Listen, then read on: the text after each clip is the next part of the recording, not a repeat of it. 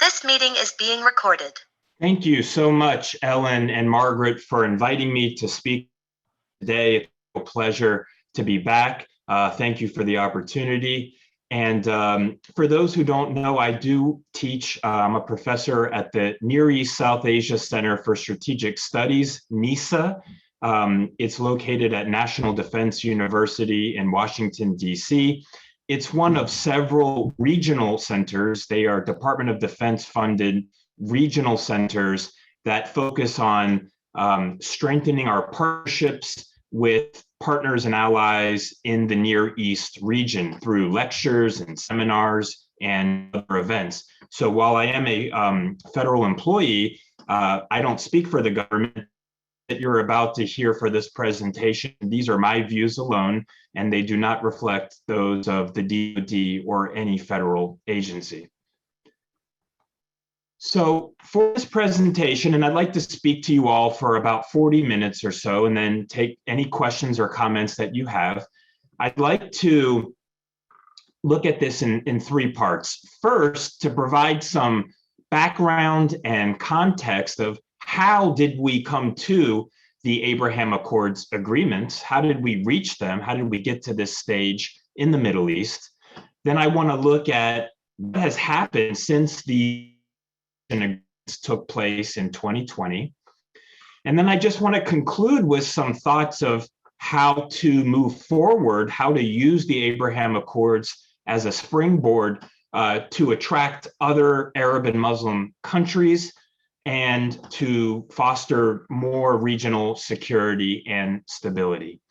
And so if we can just see really quickly on the map on the screen, you will notice that the first two, if we can call them signatories of the peace treaty with Israel, were Egypt at Camp David in 1979 and Jordan with the Wadi Araba Treaty in 1994. Egypt and Jordan were the first two Arab states to make peace with Israel. It wasn't really until 2020, under the Trump administration near the end, where the United Arab Emirates and Bahrain, it's actually 2 years ago this month, they established full diplomatic relations with Israel. They terminated their state of belligerency and they exchanged ambassadors for full diplomatic relations. And then other Arab and Muslim countries such as Morocco and Sudan have followed since. So that's 4 Arab and Muslim states have recognized Israel on top of the 2 that already had, which was Egypt and Jordan. So I just wanted to put that map up as a reference for a visual aid. And as we think about how we got to the Abraham Accords in 2020, we have to understand and look at the shifting regional dynamics in the Middle East. We have to look at how the conflict in the Middle East has largely evolved from an Arab-Israeli conflict to what now many describe more appropriately as an Israeli-Palestinian conflict. In other words, when we look at in the early and mid 20th century, the wars that were fought, the primary battles in 1948, in 1956, in 1967, and even in 1973, these were Arab states, Arab armies fighting against the state of Israel. But after that last battle, it really, when we look at the 1967 war, that was a major turning point, because up until that time in 1967, prior to 1967, there was so much euphoria and so much enthusiasm by Arab leaders like Gamal Abdel Nasser of Egypt that Israel was a foreign entity that through Arab military cooperation would be wiped off the map. But why 1967 was such a watershed, it was such a fundamental turning point in regional politics, was in just 6 days, Israel proved that it not only could not be destroyed against the neighboring Arab states, but Israel actually tripled its territory. by conquering from Egypt the Sinai Peninsula and the Gaza Strip, which had been under Egyptian rule after the 1948 war. From Jordan, Israel conquered the West Bank and the old city of Jerusalem, which is home to the holy sites in Islam, Christianity, and Judaism. And with Syria during the 1967 war, Israel also conquered the Golan Heights. And what this war did to the Arab psyche was it shattered the illusion that Israel could easily be defeated on the battlefield. And this whole notion of this pan-Arab ideology that had been propagated by leaders like Gamal Abdel Nasser of Egypt, that the Arab world was very strong and it would be unified under one single state and one single leader, in that case, ostensibly Egypt, that whole propaganda ideology was shattered in just 6 days. Israel could not be defeated. But yet, even having said that, the Arab armies, the Arab states attempted one last effort to try and regain some dignity as well as lost land that had been taken from them during the 1967 war, and that happened in 1973. And the principal belligerents in the 1973 war was Egypt and Syria. Jordan, which is a neighboring country of Israel, did not elect to fight another war because they experienced losing a large slice of their kingdom, the West Bank, which constituted almost half of the Jordanian population. And King Hussein of Jordan did not want to be duped or tricked into or coerced into another war that could this time potentially destabilize and undermine his regime. So in 1973, the war was really fought between Egypt and Syria against Israel. And when Sadat of Egypt launched the surprise October War in 1973 against Israel, he did so this time not really to destroy Israel, but to try and retake some of the Sinai Peninsula, to restore some of the dignity and the confidence that had so badly been shattered during 1967, that would then help enable Sadat and Egypt to then finally enter a diplomatic process with Israel to terminate the state of belligerency and recognize mutual recognition. And that, in fact, happened after 1973. There was a gradual process of shuttle diplomacy with Henry Kissinger. And by 1979, Egypt and Israel recognized each other. And Egypt was the first Arab state to break ranks with that pan-Arab collective that had vowed during the 1950s and 60s and 70s never to recognize Israel, never to make a separate peace agreement. But Egypt did. And with Egypt's willingness to break ranks with the pan-Arab collective and to establish normalized relations with Israel, that marked the beginning of the end of the Arab-Israeli conflict as we knew it, or as we think of it, because all of the major Arab-Israeli conventional wars throughout the 20th century required Egyptian military participation. In other words, no Arab state, Syria, Lebanon, Jordan, Saudi Arabia, would be prepared to go to war against Israel without Egyptian military support. So by Egypt breaking ranks with that pan-Arab solidarity, that marked the beginning of the gradual end of the more traditional Arab-Israeli conflict, the shrinking of the conflict from a Arab-Israeli conflict to the gradual understanding of an Israeli-Palestinian conflict, where the separate Arab states would begin to look after their own strategic national interests even if that meant making peace with Israel.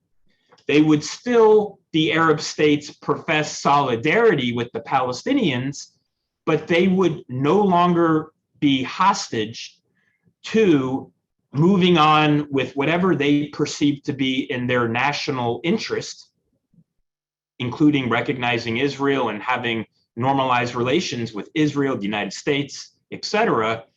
They would be prepared to move ahead of the Palestinians, even if the Palestinians weren't ready to make peace with Israel. Now, something else very interesting happened that shifted the regional dynamics in the Middle East during this time. And that was in 1979, just as Egypt was making peace with Israel and the Arab-Israeli conflict was shrinking to a more parochial Palestinian-Israeli conflict, a revolution took place in Iran that installed a radical Shiite revolutionary regime whose ideology sought to export this radical interpretation of Islam and Iranian nationalism to support Shiite movements wherever they may be found across the Middle East, as well as non-Muslim, non-Shiite or Sunni, so it could be Christian, for example. It didn't have to necessarily be Shiite Muslim countries, but basically any other country or entity that was very anti-American and anti-Israel in their philosophical outlook. That was the Iranian Revolution's philosophy, with Khomeini installing the mullahs in power.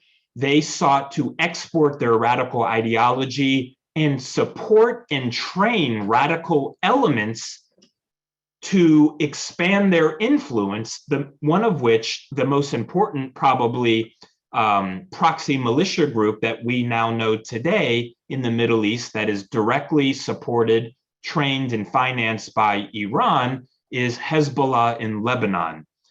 Hezbollah was established in the early 1980s, and they received direct support from Iran. That's just one example.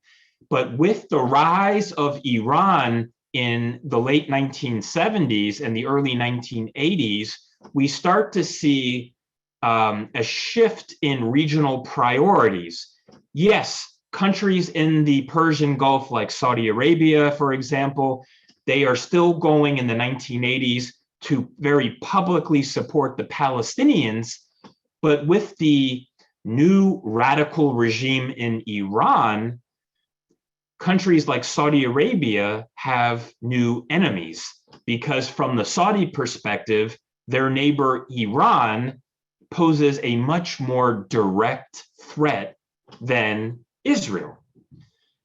So that's just another example of a trend that helps explain some of these shifting regional dynamics from the 1970s and into the 1980s, and even into the early 1990s, as some of these Arab countries start to realize that maybe their interests would be better served to terminate their state of belligerency, normalize ties with the United States and Israel. We begin to see the Oslo Accords movement, in which the PLO recognizes Israel's right to exist, and there's mutual recognition between Israel and the PLO. Israel offers Yasser Arafat and the PLO limited self-rule in parts of the Gaza Strip and the West Bank. 1 year later, in 1994, Jordan, after seeing progress with the Palestinians through the Oslo process, Jordan decides that it will be the second Arab state to recognize Israel, and that was brokered under the Clinton administration that's known as the Wadi Araba Treaty in 1994. So you start to see more Arab countries, including the Palestinians, enter a process, even if it's a reluctant process, but a gradual recognition that Israel is a reality that's not going away, And therefore, it may make more sense to come to terms with that reality and find a way to coexist with Israel. While Iran and the revolution takes place in the late 1970s, and we see Iran give training and support to Hezbollah in Lebanon in the 1980s, the Iraq War, the second Iraq War in 2003, represents another shift of how the Middle East is changing, is continuing to change, to help better understand how we get to the Abraham Accords today. Through the U.S.-led U.S.-led invasion of Iraq and the overthrow of Saddam, that fundamentally changed the geopolitical landscape in the Middle East. So much so that in 2004, Jordanian King Abdullah said in an interview that as a result of the Iraq War, Iran could now exert its influence in neighboring Iraq through the Shiite majority. Remember, Saddam Hussein was a Sunni minority regime that was mainly secular, ruled over a majority Shiite Iraqi population. So through the destruction of Saddam's regime, Iran could now exert unprecedented influence in neighboring Iraq through the Shiites, into Syria next door through the Alawite regime. That's the regime of the president of Syria today, Bashar al-Assad, through Hezbollah in Lebanon. And if we look on this map on the left-hand side that I have on the screen, we can see what King Abdullah of Jordan coined a Iranian Shiite crescent of influence that has emerged in the Middle East, which is transforming the Middle East. That was in 2004.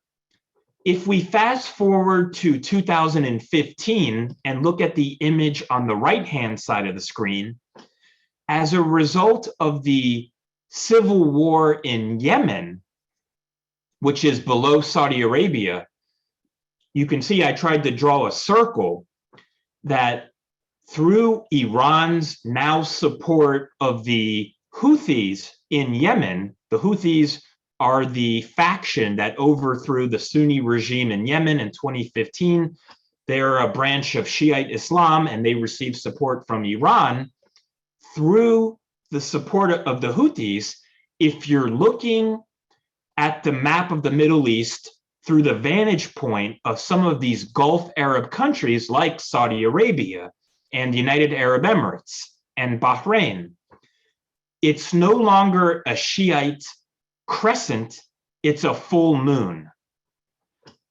The Sunni Arabs, especially in the Gulf, feel completely surrounded by Iranian, Persian, Shia influence.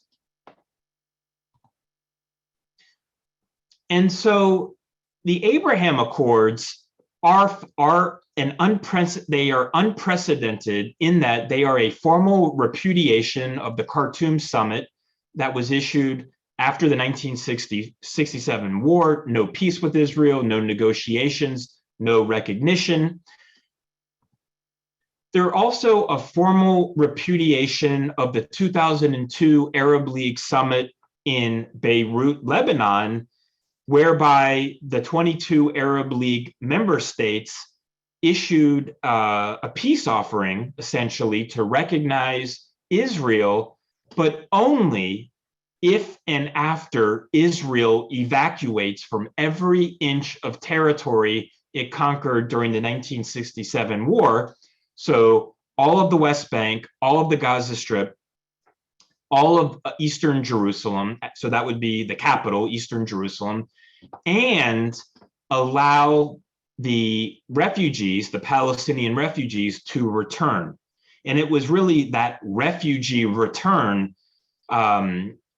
was one of the main sticking points by Israel, because if theoretically hundreds of thousands or millions of Palestinian Arabs return to what is now Israel, that would fundamentally alter Israel's demographics, and Israel would ultimately cease to being a majority Jewish state, which is why it was founded in the first place. And the Abraham Accords are also a paradigm shift that for all those decades, the Arab states had always maintained that peace with Israel could only occur after peace with the Palestinians. Well, that's no longer the case. It is no longer the case that it is a requirement for Arab states that a Palestinian state must be established prior to normalization between Israel and the Arab countries, because we've already seen that happen with the United Arab Emirates, Bahrain, Morocco, and Sudan. So what has happened? What has happened in the 2 years since these historic agreements were signed?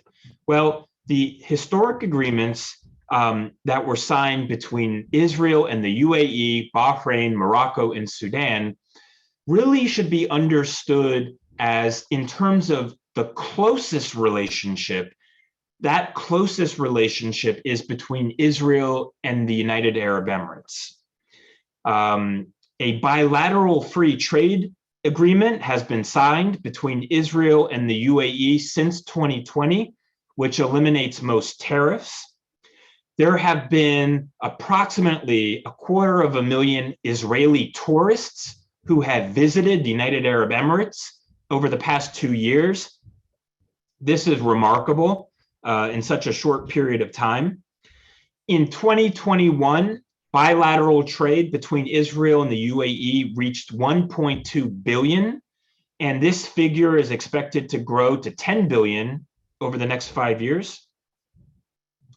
The Emirati foreign minister marked the second anniversary of the Abraham Accords this month by visiting Tel Aviv, as well as the Holocaust Memorial Museum, Yad Vashem, in Jerusalem.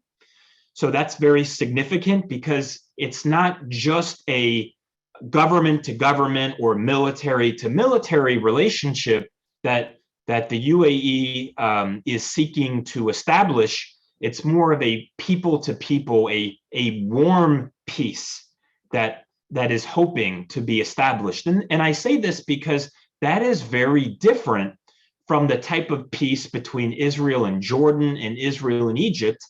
Those long-standing peace treaties are much more cold peace. True, they have remained intact, but it's largely government to government, military to military. It's not really a people to people warm peace. As we speak, Israel and Bahrain have begun negotiating a free trade agreement that will probably resemble the Israel-UAE agreement. And 200,000 Israelis are expected to visit Morocco this year. So against this political backdrop of the Abraham Accords and the changing regional dynamics and priorities, especially with now the rise of Iranian influence, Israel and several Arab countries have increased energy, water, trade, and technology cooperation. There are other remarkable developments that have occurred over the past years against this backdrop of normalization, as well as ongoing efforts that are attributed to the Abraham Accords. And one of them happens to be the Eastern Mediterranean Gas Forum. There's a lot of potential as this entity expands cooperation. In June 2020, the European Union signed an MOU with Egypt and Israel to expand natural gas exports to Europe via Egypt. Back in 2019, Egypt signed a bilateral deal with Israel to import 85 billion cubic meters of Israeli gas over 15 years through a pipeline. Egypt could use the gas domestically at home, or it could re-export it for profit. And Israeli volumes began flowing in 2020. And in 2021, Egyptian liquefied natural gas exports reached a 10-year high. Egypt joined Israel, Cyprus, and Greece to form the East Mediterranean Gas Forum, whose mission is to establish a regional market for natural gas. Other developments that have occurred recently include Israel's accession into CENTCOM. Now, until 2021, Israel's military training exercises and partnerships were located in Europe, EUCOM. It has since been removed. It has since been relocated to U.S. Central Command, CENTCOM, in the Middle East Theater of Operations, which is a much more natural and organic place for a Middle East country like Israel to be. For the first time, Israel has joined in a US-led naval exercise along Saudi Arabia, Oman, Comoros, Djibouti, Somalia, Yemen, and Pakistan. These are countries with no formal diplomatic relations with Israel, as well as some that have established ties, including the UAE and Bahrain. This is very significant. And in March of this year, top military officers from Israel, Saudi Arabia, Qatar, Jordan, and Egypt met in Sharm el-Sheikh to discuss the framework of potential military cooperation. Another example of new and emerging entities for regional security and cooperation is the Negev Forum Summit, which you may have heard of. The Negev Forum Summit includes representatives from all Negev Forum countries, which include Israel, Egypt, Bahrain, Morocco, the UAE, and the UAE. This entity first met in March 2022 in the Israeli Negev Desert, and then it had a second meeting in Bahrain during the summer of 2022, where it established the first steering group, which comprises 6 different committees, including clean energy, education and coexistence, food and water security, health issues, regional security, and tourism.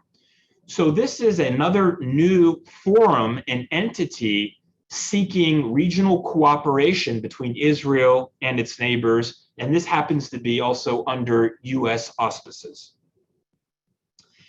In the fall of 2021, the United States, Israel, the United Arab Emirates, and India established a bloc known as I2U2 to tackle water, energy, transportation, space, health, and food security challenges.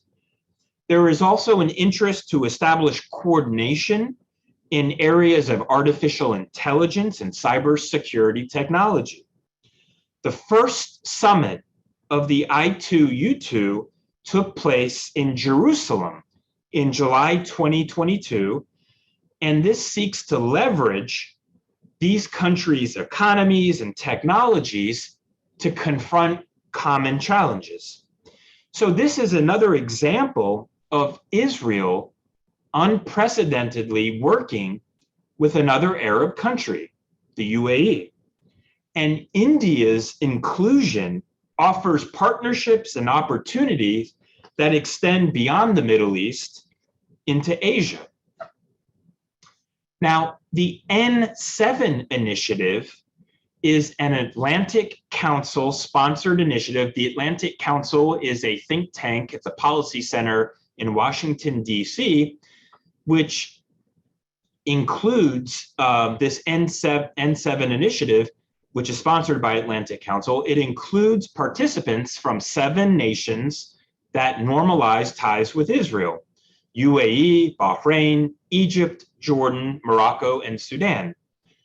There are efforts in this initiative to bring the Palestinians under this umbrella as part of a regional security architecture. So this is an ongoing initiative that is looking to build upon the Abraham Accords and find a way to bring the Palestinians into the fold. Now, some of the challenges and possible spoilers to disrupt the Abraham Accords include, well, from a Palestinian perspective, they view this, and when I say the Palestinians, I mean really all the factions. So that includes the PLO, the Palestinian Authority, Fatah, Hamas, Islamic Jihad, the Popular Front, the Democratic Front. They view this as a betrayal. They view this as a slap in the face by the Arab countries who, in the Palestinian view, have neglected and bypassed the Palestinians at their expense in order to make peace with Israel and to normalize ties with Israel.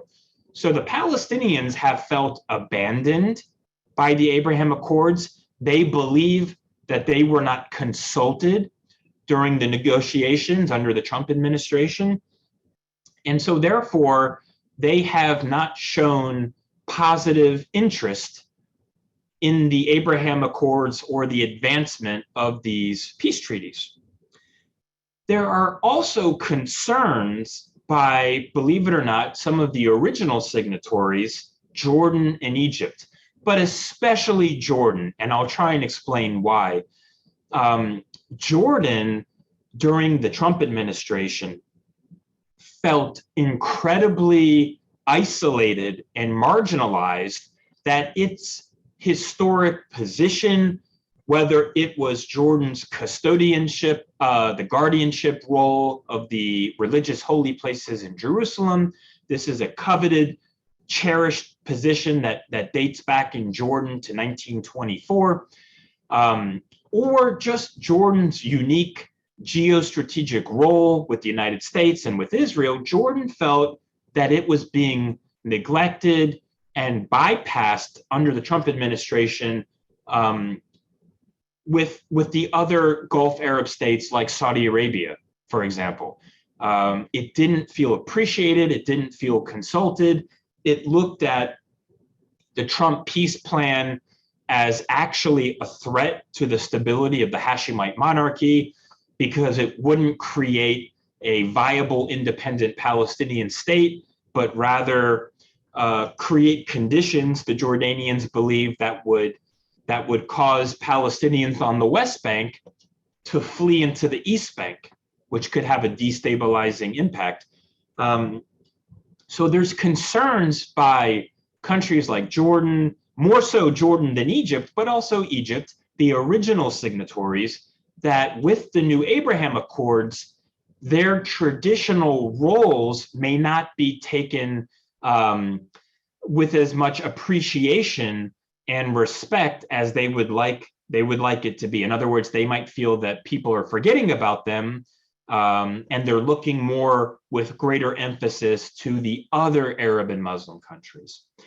And of course, you are always going to have the anti-peace spoilers like Iran, Syria, Hezbollah, and Hamas. We also have Islamic Jihad. There are others, but there are these spoiler entities who do not look favorably upon the Abraham Accords. Why?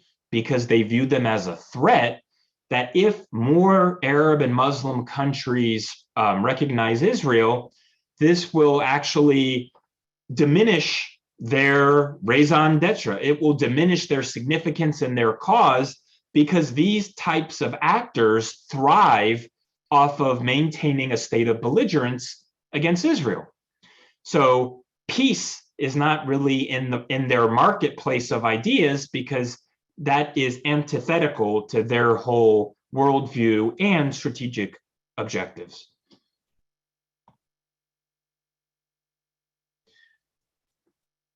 Looking forward, next steps. What can we do to think of creative ways to help expand upon and to build upon the Abraham Accords to get other countries to join the club, to increase regional security cooperation, which ultimately should lead to regional stability and prosperity.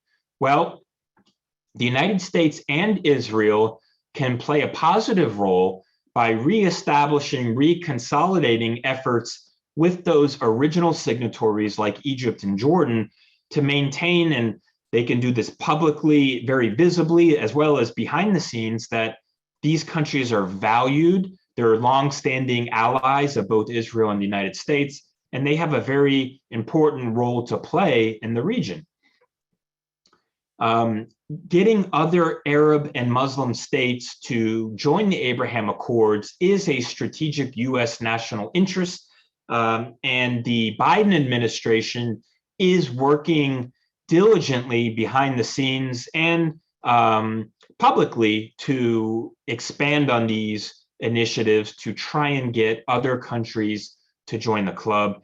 That's a win-win for all of the actors in the region that have a stake in regional peace and prosperity and security.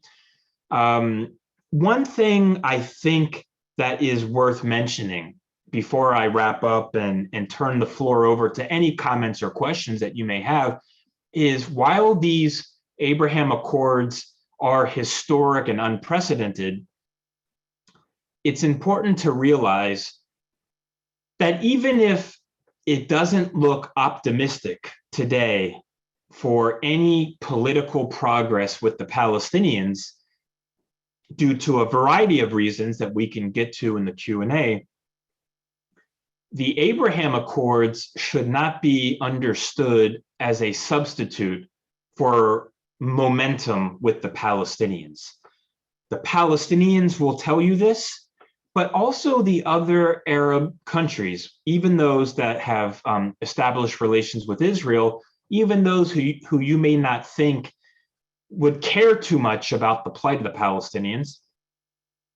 It is important for all of the actors, including Israel, to find a way to include Palestinian representation. This could be small steps, doesn't have to be grandiose gestures. I don't think anyone seriously believes that there will be an independent Palestinian state on the West Bank tomorrow.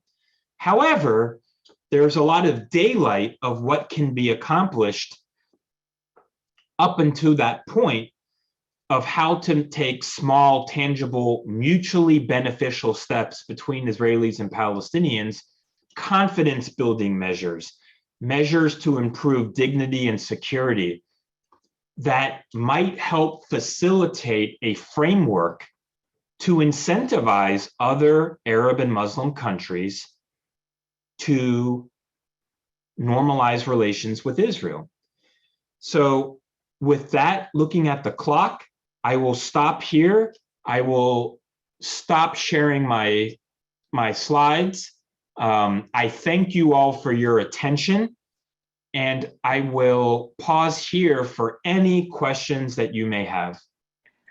Michael, let me start off with a question of a subject you haven't mentioned, which is the settlements and what the implications of the Israeli policy regarding settlements is for the future expansion of the accords.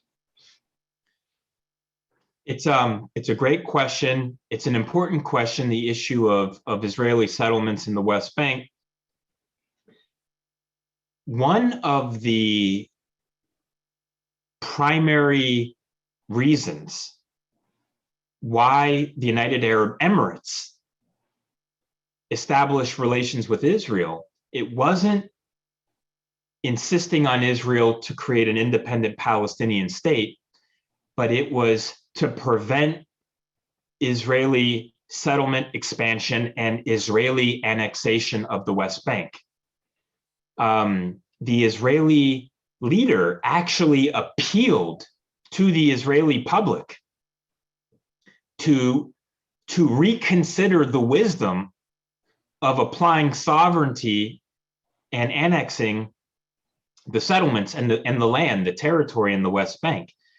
And the United Arab Emirates considers the Abraham Accords a success in that, from their perspective, they prevented Israel from expanding settlement expansion, annexation, because as we all know, Benjamin Netanyahu, the former prime minister, back in 2019 pledged to annex up to a third of the West Bank and apply Israeli sovereignty. So the UAE believes that the Abraham Accords is proof that Israel will respect the issue of the settlements, not to further expand, not to annex, to get that mindset out of their calculus, because doing so would jeopardize relations with the Arab countries. So my understanding is that as long as Israel wants to have and maintain and expand diplomatic relations with these countries, it's going to have to seriously rethink its settlement policy. Because we're not even, and I want to make that, I think this is very important to emphasize, the Arab countries were not dictating or demanding that Israel withdraw to the June 4, 1967 line, like they had done so throughout the 1970s, 80s, 90s, and up until 2002, as I mentioned in my slides at the Arab League summit in Beirut. What the UAE said was, do not annex the West Bank. They didn't say, we insist on a full withdrawal to the pre-1967 boundary and establish a Palestinian state. They said, do not annex the West Bank. So they look at that as a strategic victory to stop Israel from annexing what they view as Palestinian land. But have they stopped expanding the settlement movement? The settlement movement, it has not stopped expanding. It is still there.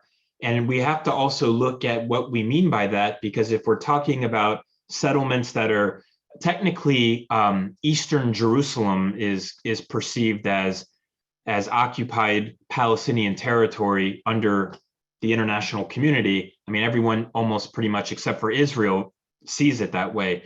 So Israel does not see Eastern Jerusalem as a settlement. So the homes there, if we're talking about growth and building there, Israel doesn't look at that as settlement expansion. But if you're talking about, settlements that are deep beyond the Green Line into the center of the West Bank, that's also another issue. But they are still there, and that is still an issue, the settlement issue. And I think the real test will be when there's new elections in Israel in November, what kind of new government will come about, and what kind of direction and relationship will that government have with the Palestinians and with the Abraham Accords signatory countries. Okay, thank you. Margaret, I turn it over. Thank you. Okay, we have a question in the chat. What is the reason for assigning the name Abraham to the accord? It's a great question. And I believe this also has to do with the messaging, the packaging of these agreements, more of a warm people-to-people familial peace, as opposed to more of just a government-to-government. Abraham Accords, the name Abraham was intended to advance the narrative that Jews, Muslims, Jews, Arabs are cousins, are all part of the Abrahamic tradition. Christians too, of course, but to portray that Israelis, Israeli Jews, Arabs, Muslims, that they are all part of one family that share a common ancestor, Father Abraham. In Islam, they say Ibrahim. It's Abraham. In Hebrew, it's Avraham. It's very similar. I mean, the roots are also it's very close. You can tell even just by hearing. But that was intended to demonstrate that the peoples on the ground have more in common than led to believe, to try to, in other words, upsell the fact that there's much more similarities than differences, and to show if there's a common ancestor, there's a common heritage. Hopefully that can help trickle down from the governments to the peoples to make this a much more inclusive and integrated peace. You know, it's really interesting that unlike Egypt and Jordan, some of these countries in the Gulf, like Oman, Bahrain, Oman does not have diplomatic relations, yet the Sultan of Oman a few years ago in a speech said the Israelis, meaning the Jews, have lived in this land for over 3,000 years. This is their homeland. They're not strangers. And it might sound silly to have to go out of your way to emphasize that Israel is a legitimate Middle Eastern country, but people take that for granted because for so many decades, so many of Israel's neighbors publicly said that Israel was a foreign, illegal, alien outpost that had no legitimacy. But over the years, you've seen some of these countries say that, no, you know, Israel does have a right to be here. So I think the Abraham, the name, is meant to make it a much more inclusive peace. Thank you. Here's another question. I have read that while Israeli tourists have visited the UAE and Bahrain, tourism in the other direction has been limited. What issues underlie this situation? That is a great observation, and I'm so glad that you brought that up.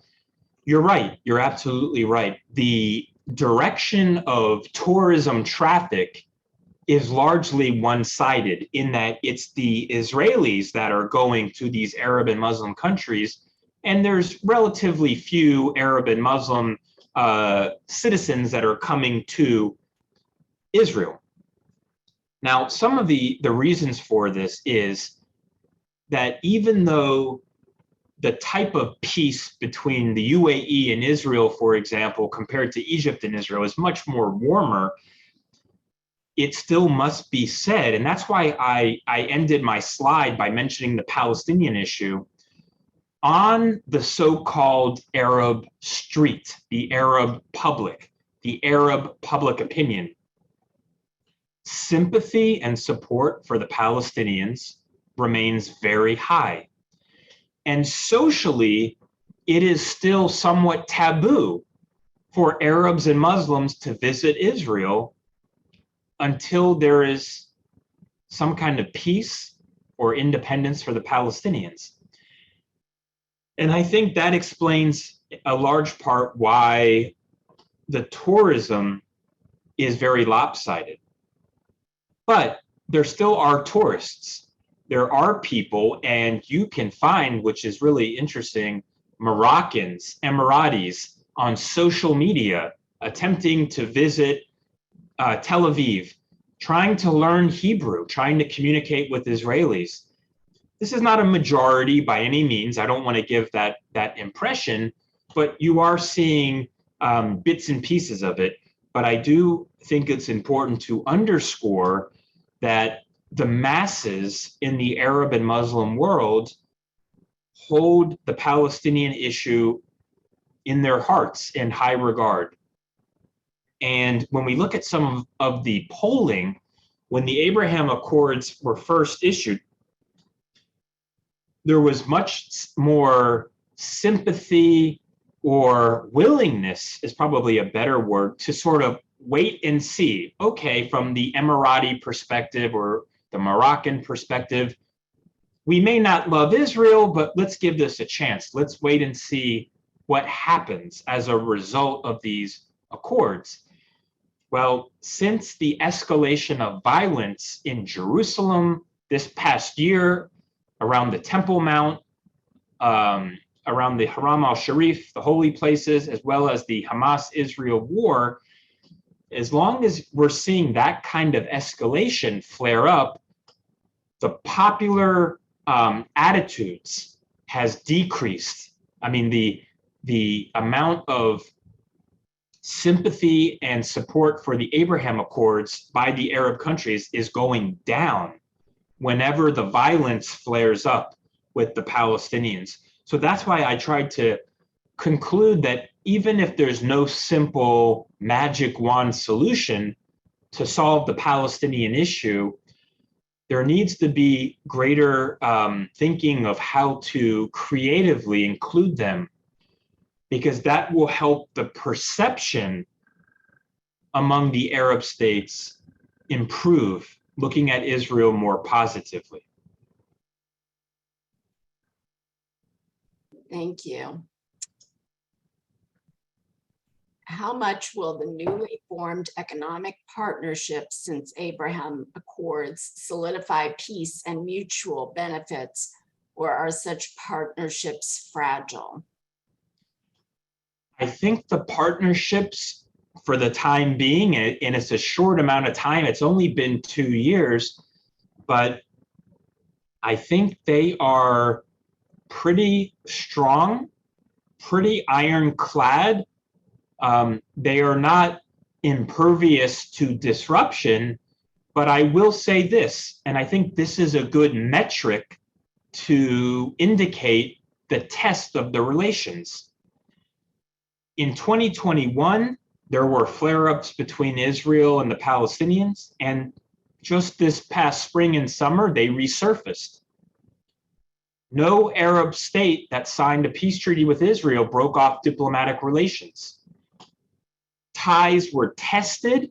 There were stresses that were put on those governments by their people, but the peace treaties persevered.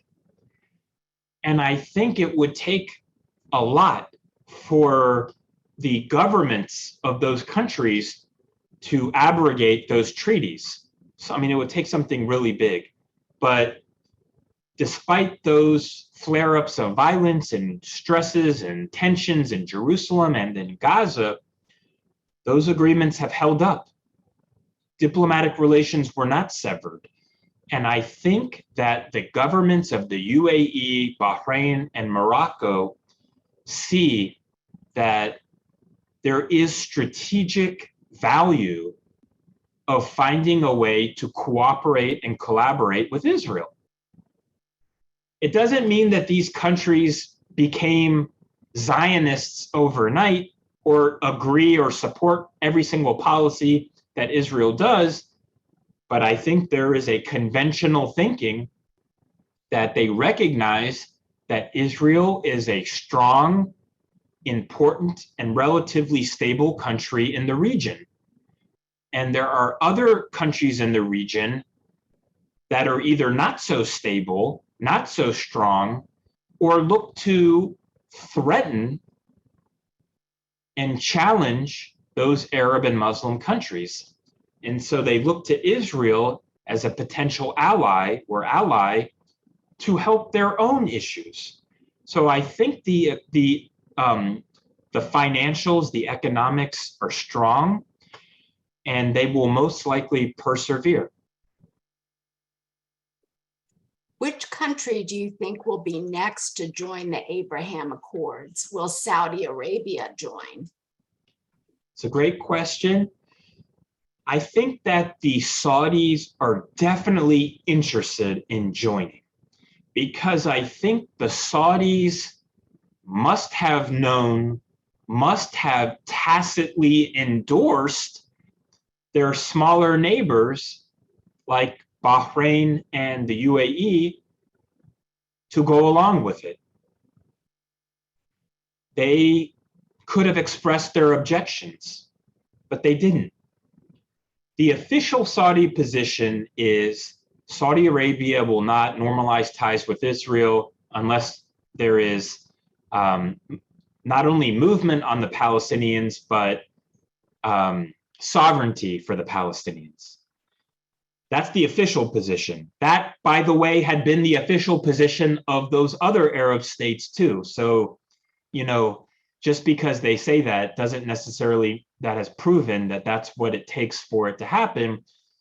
My and this is just a hunch, my inclination is that the Saudis could very well be among the other countries in line. They might not be the next one, but I don't think it is far-fetched to think that within 5 years, they could be another country that does it. Most likely, as a next country, it would probably be a smaller country, like maybe Oman. It might be Mauritania in Northwest Africa. It'll probably be a smaller country, but I do think that it is within the realm of high probability that over time the Saudis will go along and normalize ties. And I believe once Saudi Arabia does, and the Saudis are the real prize in Israeli eyes of wanting that peace treaty, that if the Saudis do it, that could then encourage other countries far away, like Indonesia, Malaysia, Pakistan, to do so as well. Because the conventional wisdom has always been that you either have to have a Palestinian state prior to Arab or Muslim recognition of Israel, or if you're a smaller Muslim or Arab state, you don't want to be the first in line. You don't want to put yourself ahead of the bigger, more influential countries. So if the Saudis do it, I think it makes it a lot more challenging for countries like Pakistan to say and maintain their opposition. Because if the Saudis are doing it, you could argue, well, why not us? Have there been any safety issues for Israeli tourists going to Arab countries? Generally, no. Israelis, like other nationals of the world, they love to travel and explore different countries, and they do just that. And some of those countries have very strict rules in terms of social etiquette and norms. So, when you think of things like alcohol or drugs, some of these countries, which are not democracies, might have much more stricter rules and regulations. So, but that would be true not just for Israelis, but for anyone who breaks the law. But as far as I know, there have not been any major public cases of incidences of Israeli travel to these countries. And as far as I know, that the Israelis have been treated very well and welcomed when they visit places like Morocco and the UAE. I should say that for Israelis to visit a country like Morocco, it's very natural because approximately 1 million Israelis have their origins, their heritage in Morocco. In other words, many Israelis are of Moroccan Jewish descent. Morocco had one of the largest Jewish populations in North Africa and the Middle East prior to the middle of the 20th century. And many of them fled or went to Israel or France and other places. So for them to go to Morocco, especially the older Israelis who still may know Arabic or French, they would feel very comfortable there. How can Congresswoman Omar's comments on Israel be best moderated? That's a good question. That's probably above my pay grade or expertise about Congresswoman Ilhan Omar of Minnesota. Any anti-Israel comments that she makes, I suppose it would have to be first and foremost the duty or responsibility of her constituents. Minnesotans and other elected officials there to speak out. But of course, it would be other people's responsibility as well to speak out. But, you know, when it comes to the issue of Israel more broadly, for so many years, probably up until a decade ago, Israel has always been a bipartisan issue. I believe it still remains a bipartisan issue, but less so. There are emerging politicians who are a minority in the Democratic Party that have a very different view of Israel. They are not the majority. They are not the mainstream Democratic establishment when we think of people like Chuck Schumer or Nancy Pelosi, as an example, or Joe Biden, who are very supportive of Israel. But there is a small, maybe growing phenomenon within the Democratic Party that may look to Israel unfavorably.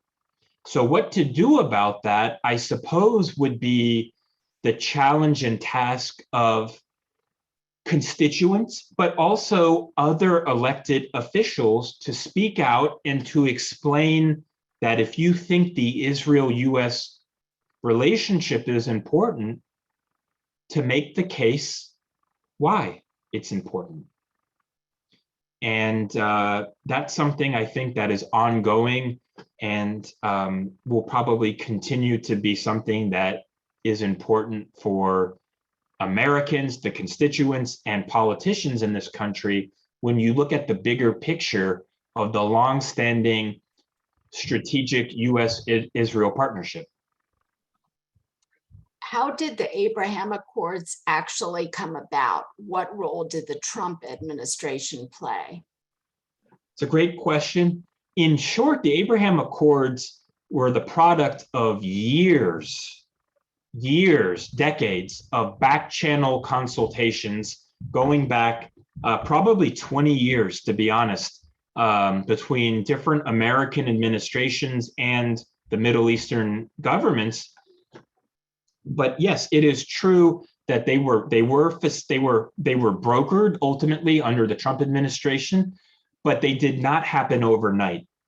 And they are the years of many efforts that were private, maybe not so publicly known, or known, of negotiations from various US administrations going back many years, that also are a result, I think, of some of those shifting trends and dynamics, the changing regional dynamics, where, you know, some of these countries came to the conclusion, and it didn't happen overnight. It's the product of many, many years that Israel, for some of these Arab countries, it's not the boogeyman, it's not the primary threat that for so many decades they were led to believe it was. And for some Arab and Muslim countries, Iran poses a much more near and present danger. The Arab countries know that Israel is not going to invade them or bomb them or use proxy militias to destabilize their country. But the same cannot be said for how they perceive Iran and how Iran has destabilized and intensified sectarian conflict in places like Iraq through the Shiite militia groups that they support there, through Syria by supporting the Assad regime, through Lebanon by supporting Hezbollah, through Gaza by supporting Hamas, and in Yemen by supporting the Houthis. So these were efforts that took many, many years, but the Trump administration does deserve the credit in the sense that they were formalized and brokered at, under their auspices. But I just wanted to make sure I mentioned that it wasn't something that just broke overnight.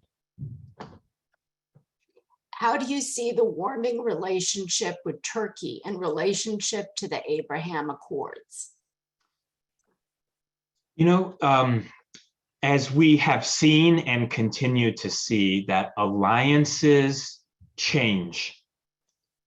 Yesterday's friend could be tomorrow's enemy and vice versa. There are no, seems to be fixed relations in this part of the world. Turkey, which is a NATO ally, had been one of Israel's closest partners up until a few years ago under Erdogan, who had many provocative, from Israel's perspective, policies that were very supportive of the Palestinians at Israel's expense.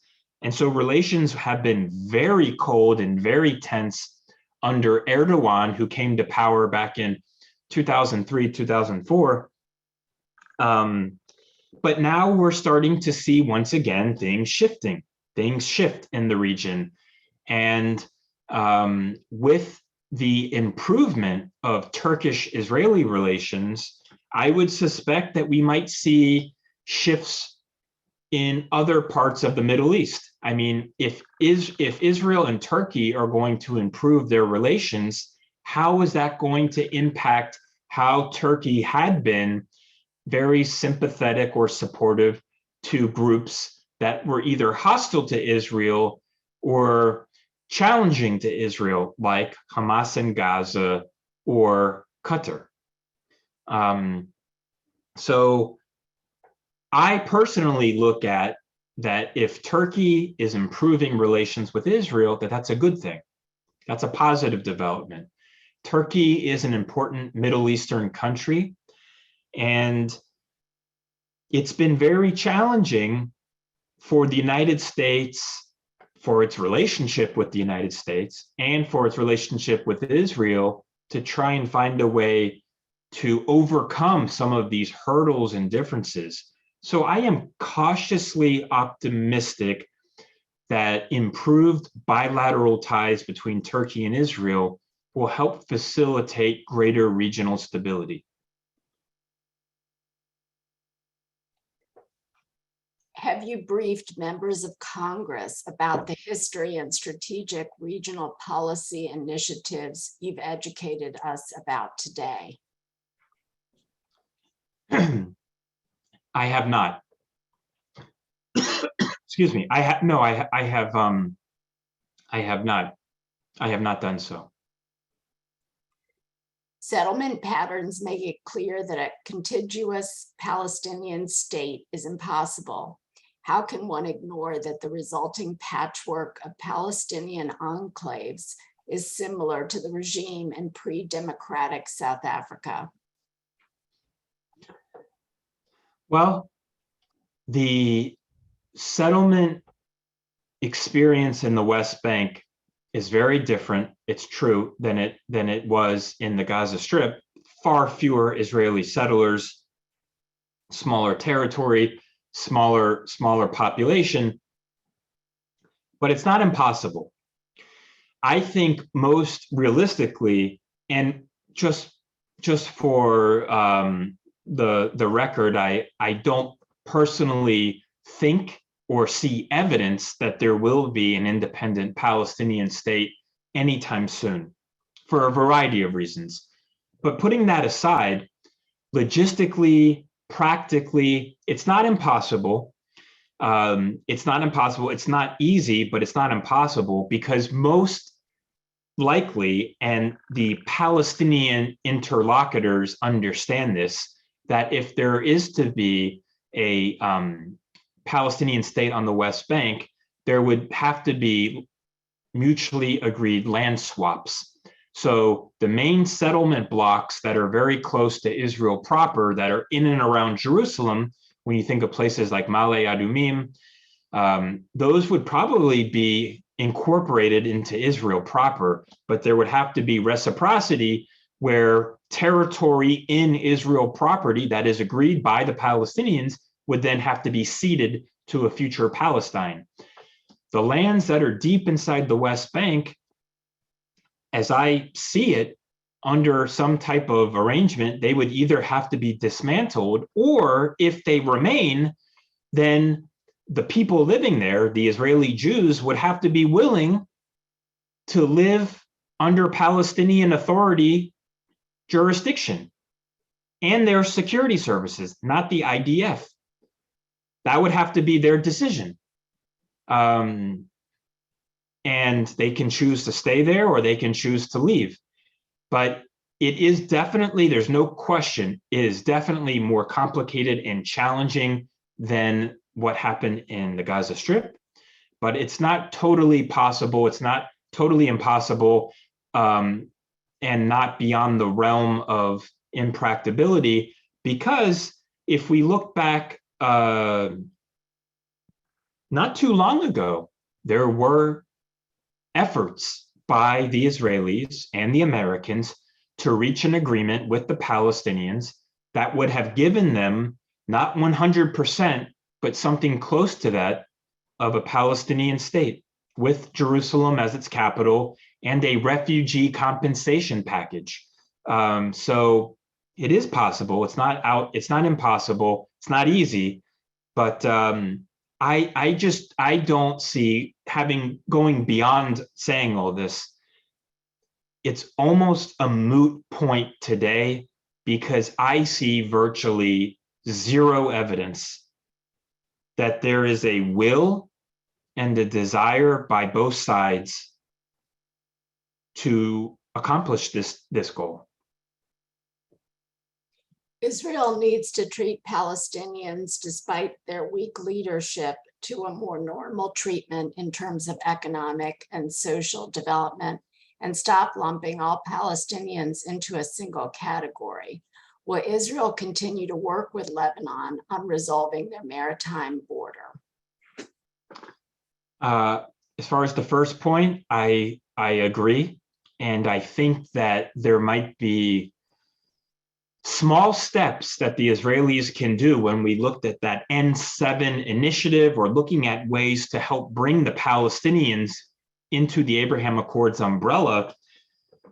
There are certain things that Israel that has more of the strength and more of the political cards in this process. It has the responsibility to take steps that can improve the social and economic quality of life of Palestinians. I think that's in their interest to do that. And I think there needs to be more of an emphasis to try and find creative ways to do so, because problems, whether it's sewage, garbage, water, climate, I mean, when there's problems in the West Bank or the Gaza Strip, that means that there's going to be problems in Israel. This is a very small piece of territory. So what happens in Gaza, if you're talking about sewage and climate, it's going to have an impact in Israel too. And it is in Israel's interest, therefore, to have a much more proactive way to improve their quality of life. And I hope that there will be tangible steps that we can see that can be confidence building measures to improve the economic, social, and security well-being. But having said that, it does take two to tango. And there needs to be, I think, a greater commitment and seriousness on the Palestinians, at least the factions, because as long as there is disunity between Hamas and Fatah, that does not make peacemaking any easier. It was hard enough with Oslo when Israel was just talking to Yasser Arafat and everyone was ostensibly unified under the PLO. Today, there is no sole single representative of the Palestinians. You have two separate regimes, you have two separate foreign policies, you have two separate security services governing two separate entities. That should not be an excuse from Israel to do something positive. I'm only pointing that out to show at the same time it doesn't make things any easier either. As far as Lebanon, it should be encouraged to demarcate the border and the boundary and to find a way to bring Lebanon into the Abraham Accords agreement. My concern is that as long as Hezbollah is one of the strongest actors on the ground in Lebanon, it's going to be very difficult to do that.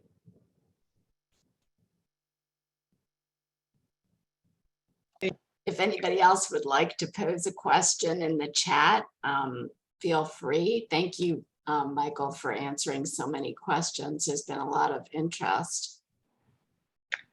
Michael, I want to thank you very much for agreeing to participate in this. You've done a wonderful job.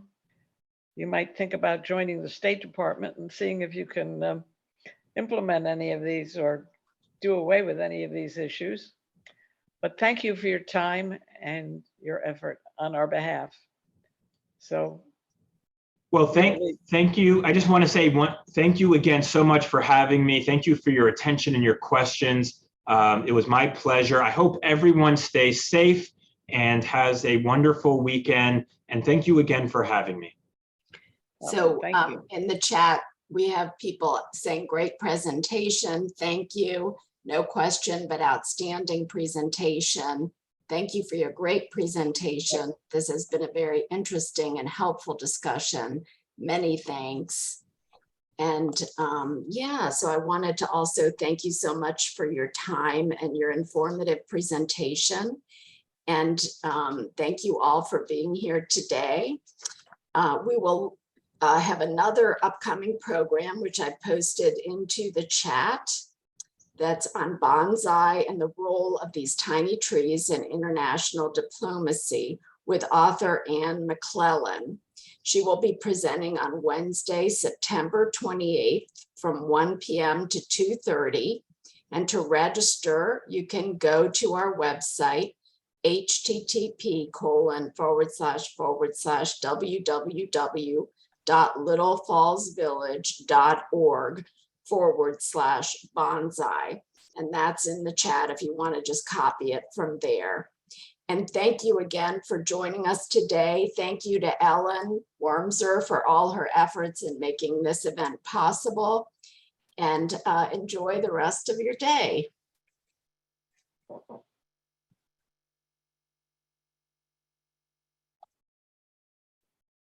Bye-bye.